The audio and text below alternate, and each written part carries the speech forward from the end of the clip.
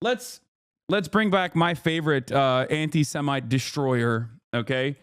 Vladimir Ilyich Lenin, who talks very famously about the enmity caused against Jews in Tsarist Russia. His speech is important to remember because it is prescient even now. It's something that I have brought forward many times over. All of this enmity is a simple distraction. It is hatred that those, which by the way, I did talk about at the Oxford Union speech as well. Enmity towards Jews is an old trick by those in positions of power even before capitalism existed, even before the Industrial Revolution. It is utilized as a simple mechanism of distraction, okay? Anti-Semitism means spreading enmity towards the Jews. When the accursed Tsarist monarchy was living its last days, it tried to incite ignorant workers and peasants against the Jews. The Tsarist police, in alliance with the landowners and the capitalists, organized pogroms against the Jews. The hate of the workers and the peasants. The landowners and capitalists tried to divert against the Jews. In other countries, too, we often see the capitalists fomenting hatred against the Jews.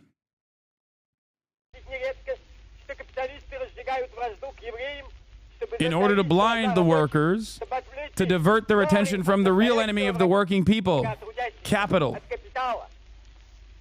Hatred towards the Jews persists only in those countries where slavery to the landowners and capitalists created abysmal ignorance among the workers and the peasants.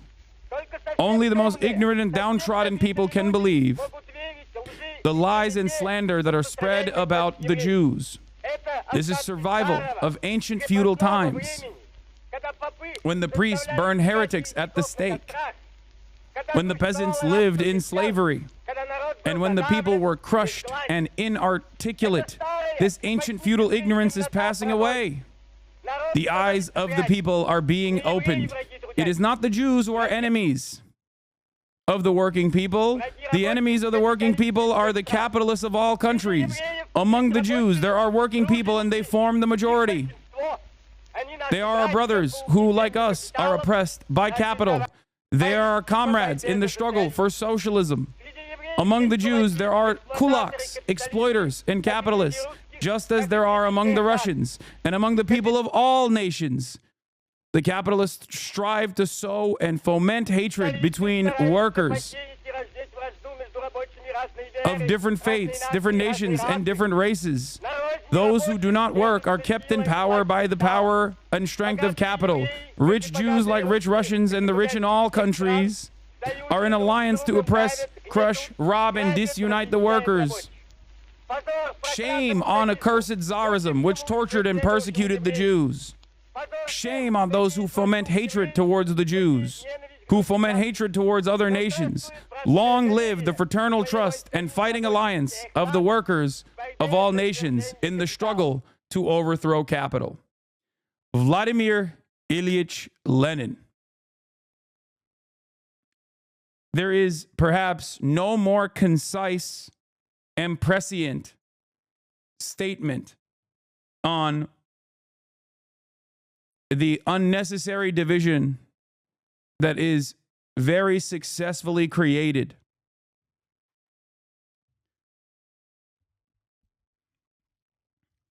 for people who must be united in one cause, that people who have the exact same class positions and the exact same struggles and the exact same wants and needs.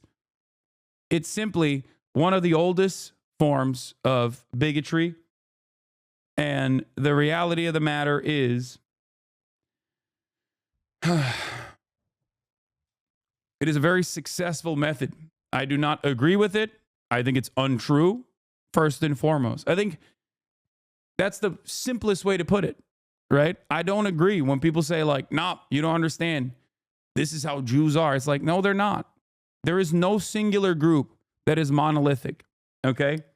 It does not exist. That's not a real concept, okay? That is mystical thinking. That is idealistic thinking. That is good-bad dynamics. I do not traffic in these conspiracies, and I do not believe in these arguments because that's not how human beings are, okay? It is immaterial and unproductive, and created as a mechanism of distraction. And I think a lot of people fall into these fallacies because of their liberalism. Okay? Liberalism causes people to think in good, bad dynamics. Okay? Liberalism causes people to think in terms of the Marvel Cinematic Universe. And when you think that way, you always have to find an enemy. Okay? Someone has to be doing things, pulling the strings, because you refuse to see that those who are openly pulling the strings in broad daylight and engaging in class collaboration are those in positions of power, the capital owners, a consortium, a network of capital owners who are in positions of power all around the globe, regardless of their background. And they do this because they've designed society in a way that suits the profit motive. They do this in a way to ensure that they still end up reinforcing the structures that bind us. Okay? Let's see what Noam Chomsky had to say about this. A little bit different. For one thing, there's two questions. There's a number of questions to ask about the book, I'm sure. Lenin died 25 before Israel. We live in a different world today. It don't matter. If you think Lenin's analysis in that regard is not applicable, when in fact the time when he was alive was infinitely more susceptible to anti-Semitic ways of thinking. He's talking about World War I with respect to capital owners causing division amongst nations. So even if you were to talk about this from the framework of Israel alone, right? Lenin would understand that there are workers who are also united in their class struggle against capitalists, even in a nation state such as Israel.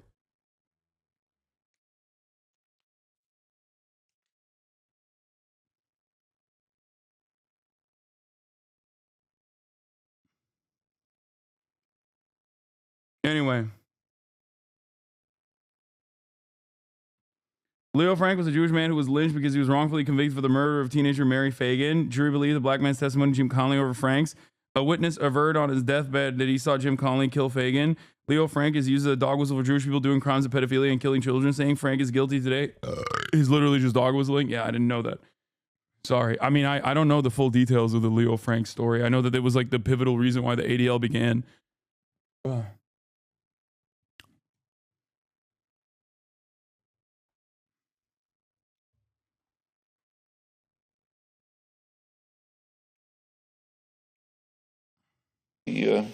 One thing has to do with the quality of their claims.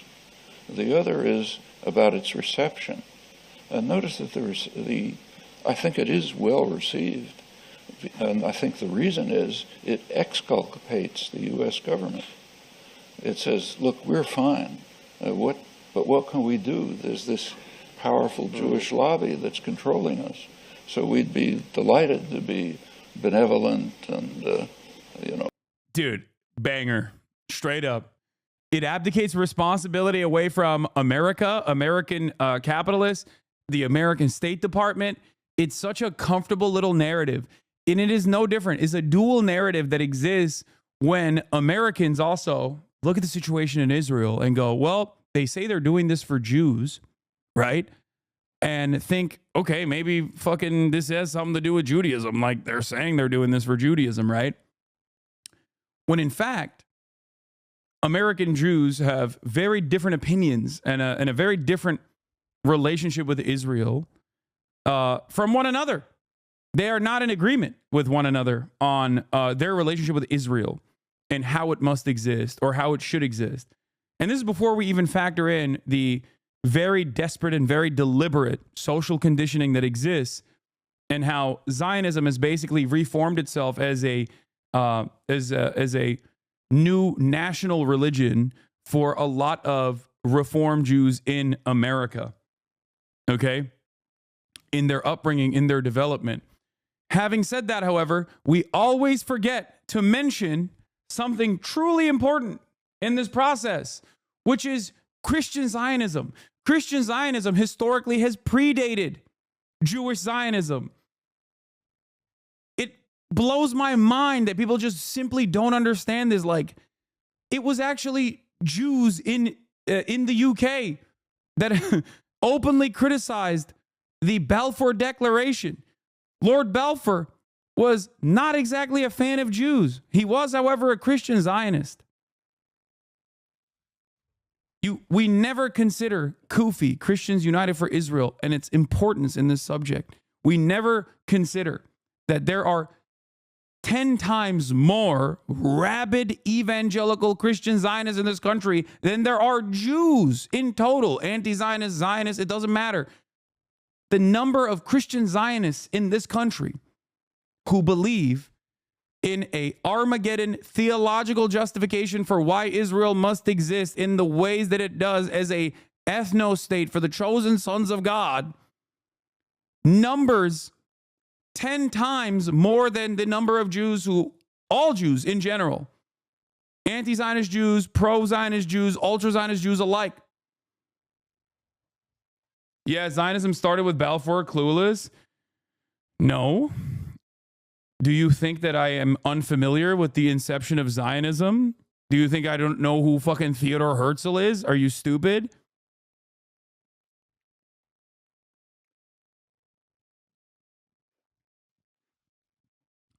I'm just saying that Theodor Herzl, despite being secular himself, had to make as many different arguments as he possibly could to justify this to an audience of global Jewish community, to an audience of Jews who did not like the argument at all originally. Edwin Montague was the only Jewish minister at the time who was very critical of the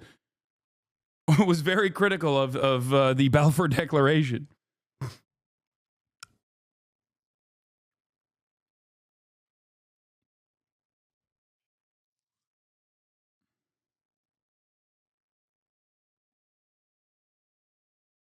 He barely justified it. He called it straight up settler colonialism.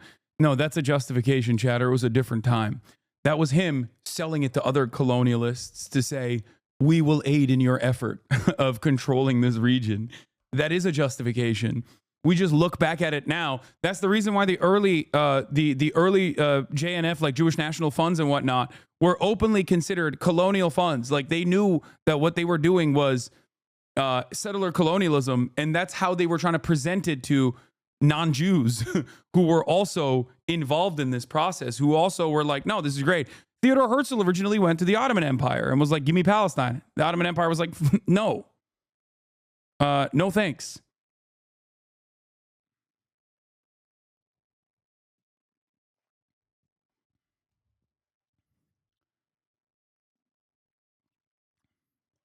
Yeah. Herzl famously rode the Cecil roads. You are being invited to help make history, Herzl rode the roads. It doesn't involve Africa, but a piece of Asia Minor. Not Englishmen, but Jews. How then do I happen to turn to you, since this is an out-of-the-way matter for you? How indeed? Because it is something colonial. You, Mr. Rhodes, are a visionary politician or a practical visionary. I want you to put the stamp of your authority on the Zionist plan and to make the following declaration to a few people who swear by you. I, Rhodes, have examined this plan and found it correct and practicable. It is a plan full of culture, excellent for the group of people for whom it is directly designed, and quite good for England, for Greater Britain.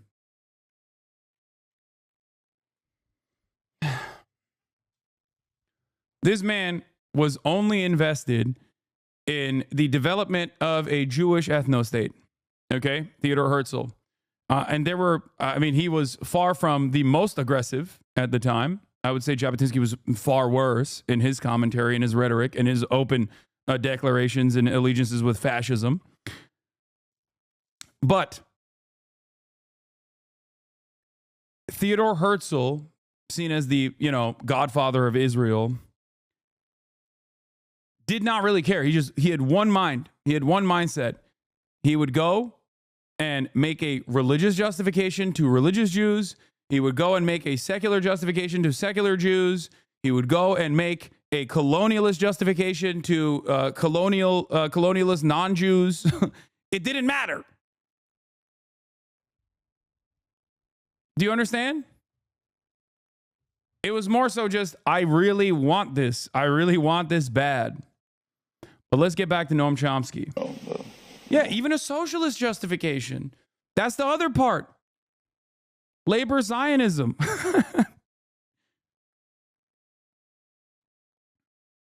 Yeah, see? This is what I was talking about. Thank you, Time Without an OO, for coming in hot. I mean, the biggest funds after Weitz's were Weitz's JNF, Jewish National Fund, were literally called PICA and JCA, the Palestine Colonialization Association and the Jewish Colonization Association. It wasn't really hidden. Why wasn't it really hidden? Because back then, this was a way to say, no, this is good. We're doing settler colonialism. They didn't have that same fucking mindset. Funnily enough, PICA was a Rothschild project. Like they didn't look at this term in the same woke ways that we now understand colonialism as a bad thing, okay? It was a good thing being presented. Victims of colonialism were even less, it had even less voice. They barely have a voice now. There was a positive association with the term, not a negative one.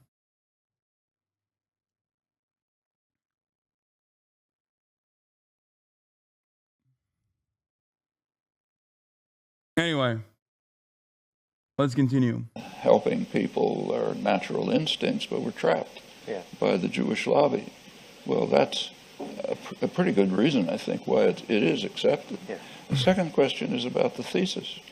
I mean, can it really be that a small ethnic lobby controls U.S. policy? I mean, if anybody believes that thesis, there's a tactical suggestion that follows immediately. Put on your tie and jacket, go to the executive offices of Lockheed Martin, General Electric, Goldman Sachs, JP Morgan Chase, and explain to them that your interests are being harmed by a little lobby which you can put out of business in 5 minutes. Okay, that's the tactical suggestion that follows. Does anybody pursue it? No, because it's absurd. I mean, the claim, this is actually an interesting, Mearsheimer and Wald are very good scholars. We're called realist IR scholars. According to realist scholarship, states pursue what is called the national interest, which is primarily security.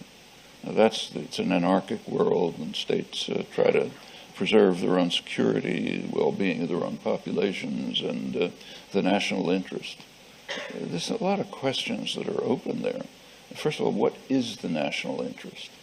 I mean, is the national interest of the CEO of General Electric the same as the interest of the janitor who cleans his floors?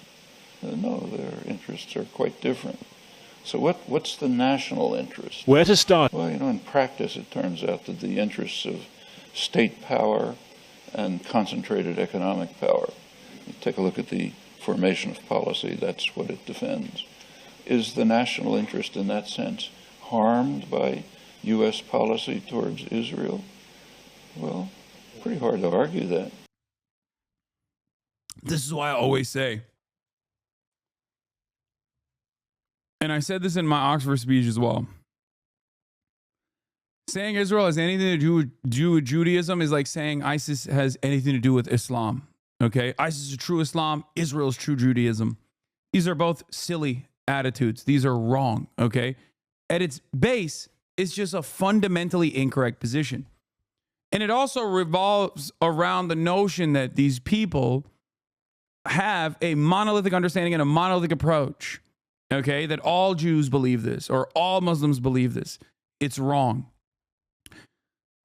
And another thing that I regularly mention that I brought up in my Oxford speech as well, which is that if all Americans tomorrow became card-carrying anti-Zionists, every single American Jew tomorrow became a card-carrying anti-Zionist, it would not change America's dynamic with Israel even a little bit. Okay? It would probably make way for even more support and even more protests in general.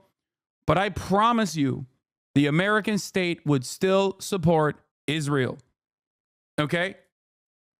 And there is truth to this reality, as I've often talked about as well. J Street did a poll on American Jews, finding that 70% of American Jews believe in refusing offensive weapons to Israel, denying weapon shipments to Israel in an effort to get them to agree to the ceasefire conditions. 70%. Has that changed Biden's calculation? Since that fucking poll came out, Biden gave another $600 million to Israel. He hugged and kissed Israel Herzog, the president of Israel. Or is his name Israel Herzog? Sorry. Is it, what was it? It is, right? Or am I fucking up his name? I forget. What's the name of the president of Israel? Isaac Herzog, not Israel Herzog. Sorry. Thank you. He hugged and kissed him. Okay? Tim Apple. A Tim Apple moment. And, you know, this is important for people to comprehend, I think. At its most basic, simple truth, it's just a falsehood. And I'm never going to fucking tell you a lie. I'm never going to tell you something I don't believe. It's not like, I'm secretly ashamed of like the real truths about anti-Semitism. That's like what anti-Semites always act like. The criticism of Israel must be anti-Semitic in nature. It has to be, right? And that people who criticize Israel are actually secretly anti-Semitic themselves, but are hiding the truth because they're scared, because they don't want people to see the reality.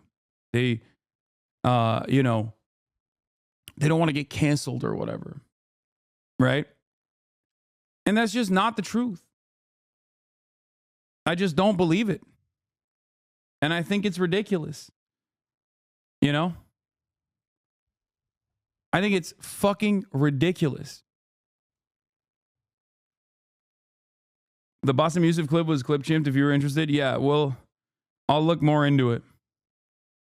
You have a responsibility to make a distinction between your opposition to that state and your opposition to that individual person, just like you have a responsibility, no matter how you feel about the People's Republic of China, not to take out your animosity towards the People's Republic of China on a Chinese-American person. But the problem, it seems to me, that we have in fighting against people who conflate Israel and Jews and therefore take out their anger against Israel on Jews is that we're trying to ask them to make a distinction between Israel as a state and Jews as a group of people. But the organized American Jewish community is not making that distinction ourselves so often, right? So you find that the Jewish organizations are often saying something along the lines of that being a Zionist or supporting Israel is inherent in being Jewish, right? First of all, just that statement really doesn't make any sense. It doesn't. And not only does it not make sense, this is Peter Beinart, by the way, who also had his own very public evolution in broad daylight, going from a liberal Zionist to an anti-Zionist over the years. And I think he's a very valuable voice in this. But he's now going to basically spell out exactly what I've been saying over and over again, that Israel associating itself with Judaism and using it cynically as a fucking shield whenever there's like worthy criticism against Israel is unironically making people more anti-Semitic.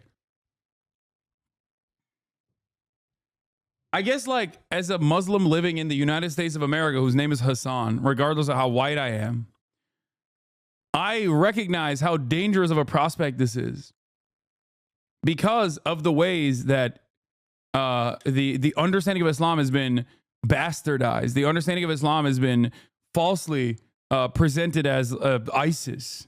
All Muslims are jihadists. All Muslims are religious fundamentalists. Like, I know what that's like when an entire group of people are cast with this violent brush. So seeing Israel do it to itself is strange. And I think it's short-sighted. I think Israel doing this as a cynical mechanism, like a cynical shield to deploy, is so short-sighted because this dangerous conflation causes people to be more anti-Semitic. What are these guys? What is the goal here? Like, you keep spamming the fucking silly-ass Israeli flag in the chat. Like, what? Okay. Sick.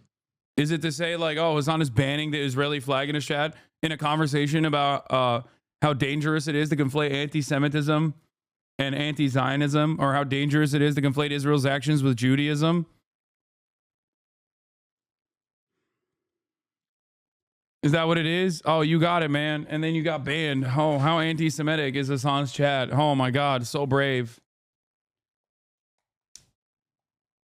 Right? Because Judaism existed for a long time before Zionism existed, and there have always been significant numbers of Jews, right, for a variety of reasons, who opposed political Zionism in the state of Israel, right? So, but it's also just very dangerous because you are making exactly the conflation, right, that we want people who oppose Israel and Zionism not to make, right? And so when the chief rabbi of Israel, of the United Kingdom, said a few years ago, he said that Zionism leaps from every page of the Siddur, of the Jewish prayer book, right? Again, it's a very strange statement given that we've had prayer books since long, long before, Herzl and Pinsker came along in the late 19th century. But then why shouldn't someone write Free Palestine on a Jewish prayer book? You've basically just said it's the equivalent of a political pamphlet for the state of Israel, right? And that's a very, very dangerous thing to do. Yeah. Like, utilizing synagogues and Jewish community centers at the behest of the Zionist project, where you sell West Bank properties that the Israeli state has illegally occupied after purging the indigenous population from those homes, and then utilizing the mechanisms, the dangerous and violent mechanisms of the state to overtake those and the ancestral homelands of the indigenous Palestinian population, and then selling those houses illegally in direct contravention with international law and the local laws of whichever state that they're doing this in, is a very, very dangerous prospect. You are smearing Western Jews with this fascist brush.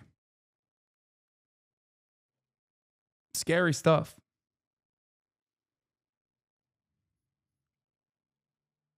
It's ridiculous. Using places of faith like that is so gross. So fucking gross. So you want us to believe that a Jewish ethno-state has nothing to do with Judaism, and believe that a shadowy rich cult controls everything because they believe Armageddon will happen soon? First of all, if you think that America's allegiances with Israel are simply because of the right-wing, reactionary, evangelical Christian Zionist movement in this country, you are delusional. That is also immaterial, okay? That is anti-materialist thinking. I'm not saying that at all.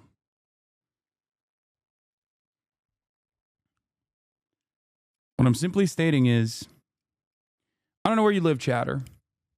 Perhaps you live in the United States of America. Another thing that I mentioned in my Cambridge and Oxford Union speeches was, we have demographic concerns too here in the United States of America. Some politicians very openly mention the demographic concerns that we have. It's called Christian nationalism, and it's been growing, especially in recent years. Now, as a United States of America citizen, whether you are of the Christian faith or not, if you understand that as psychotic fascist politicians here, why can you not make this distinction for Jews, both in Israel and also all around the world? That's it. Nazism is not inherent to the German mentality. Zionism is not inherent. You're not born a Zionist. It's learned behavior, like fascist ideologies of every other sort. That is my analysis on the situation. Okay? You are programmed into believing this. It's learned behavior, just like every other bigotry. You've literally said America supports Israel because the evangelicals do? No, you misunderstood what I said. I said America supports Israel because it is in our material interest. It is in the interest of American capitalists to have a unsinkable aircraft carrier in a resource-rich region, okay? That is the reason. I'm simply stating that there are more Christian Zionists in this country than there are Jews overall. So even if all Jews in the United States of America were anti-Zionist, our analysis, the American government's analysis wouldn't change. Even if everyone was anti-Zionist, the analysis would not change.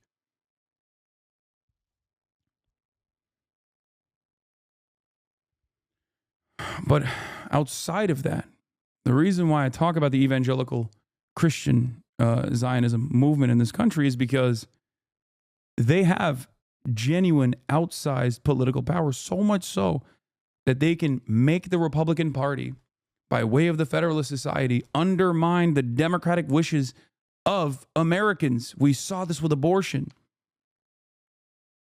So I think it's a way to shift the responsibility away. Whenever people say, nah, it's Jews, it's the Jews, over and over again.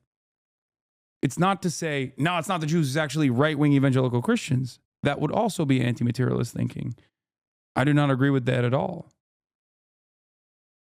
But on top of the notion, I'm saying it's doubly wrong to just assume that this is a Jewish thing. Okay? And when you start thinking like that, in my opinion, you are serving a dual purpose. On the one hand, you're reaffirming the position that the Israeli government wants. The Israeli government wants every single person to think Israel is a Jewish project. It's a Jewish ethno-state. It must exist. And the other purpose you serve is to reinstill the nascent, underlying, unexamined anti-Semitism that already exists. Zionists in Israel want this. That's precisely the reason why Benjamin Netanyahu will regularly collaborate with openly anti-Semitic people, openly anti-Semitic governors, including but not limited to the guy in Romania that's pro-Putin, and also literally a defender of the people that carried out the Holocaust. Why did Benjamin Netanyahu have a wonderful conversation with him in the first round of the elections? I'll tell you why. Just like the same in Hungary, where Benjamin Netanyahu linked up with Viktor Orban's anti-Semitic propaganda minister. Okay, his campaign, I think it was his campaign manager. Viktor Orban ran on anti-Semitic memes. Okay, in Hungary. Why, one must ask, why is Benjamin Netanyahu so comfortable with anti-Semitic fascists? Well, one, because he's a fascist and also anti-Semitic. But two, anti-Semitism in the West benefits Israel. Anti-Semitism growing in the West plays into the interests of Israel. If Jews feel less safe in the West, then they'll want to defend Israel's ethno-state project, touching on the centuries of domination, pogroms, and the Holocaust, and the real pain that exists in Jewish history. And packaging that up again and saying, see, it's growing. It's growing in the West. That's why you have to either support Israel and fight at the behest of Israel and engage in propaganda war if you're not going to actually come to Israel and live there. But ultimately, you have to live in Israel. This is another reason why I always say the greatest threat to Israel is not Iran. It's not the mullahs. It's not the Ayatollah. It's not Hezbollah. It's not the Ansar Allah movement. The greatest threat to Israel is Sherman Oaks. The greatest threat to Israel is Boca Raton. The greatest threat to Israel is Brooklyn, New York. Because if people do not feel insecure living in the Western world, and they shouldn't, our Jewish brothers and sisters should not feel insecure living in the United States of America. Okay? Lamau, come on, man. It's 100% true. This is 100% true.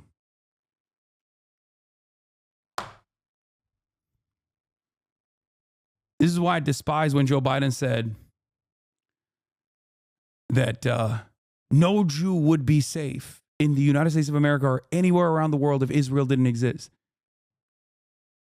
To me, that's an abdication of your responsibility as the president of the United States of America, a country that has almost the same number of Jews, Jewish Americans, living in it as Israel. It's a ridiculous statement to say. The fuck do you mean no Jew would be safe? Is that a threat? What are you talking about?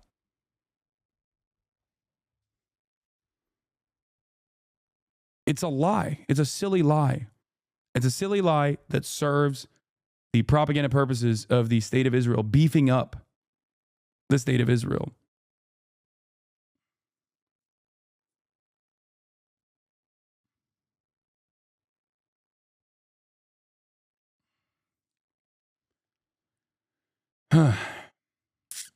How can you separate Israel from Judaism as a Palestinian? All I see is Jewish ethno state promoting Israel as the safest place for Jews, ethnically cleansing people to bring in Jewish settlers, annexing Jerusalem and West Bank to control the alleged Jewish temple, a government using the Torah to justify their genocide. How can anyone separate that from one another? Yes.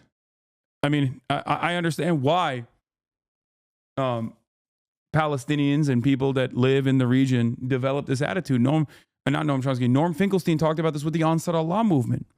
The Ansar Allah movement on its banner has a statement that says, curse the Jews. Okay? It's completely unacceptable. It's ridiculous. Right? It's violent. Violently anti-Semitic. But what does Norm say? In the eyes of everyone in the region, since 1948, this has always been, like Jewishness has always been falsely associated with the state of Israel. And people understandably see it as a violent, expansionist, settler colonial state. So that is the association, the false association that they make. Just because victims, like the Palestinians, make that said false association doesn't mean it is correct. That's it. It's that simple. If you're Palestinian, especially if you're of a Muslim background, you hear these false associations made about Muslims in the Western world with ISIS. Do you agree with those false associations? The only difference in this situation is that anti-Semitism is institutionally protected, right? People, it's not considered appropriate institutionally, right? Whereas Islamophobia serves the interests of the American State Department and the war on terror. So on the one hand, both are false smears, but one actually is seen as a weapon to wield against the entire Muslim population around the globe. The other is seen as a shield to defend the interests of the Israeli state. But they're still untrue. Do you see what I'm saying? The only difference, however, is that both of these are real bigotries. One is seen as a bigotry, the other one is not. Unfortunate reality is that many people do not see Islamophobia as a real bigotry. They see it as like real criticisms of what they perceive is the entirety of the ummah. Okay?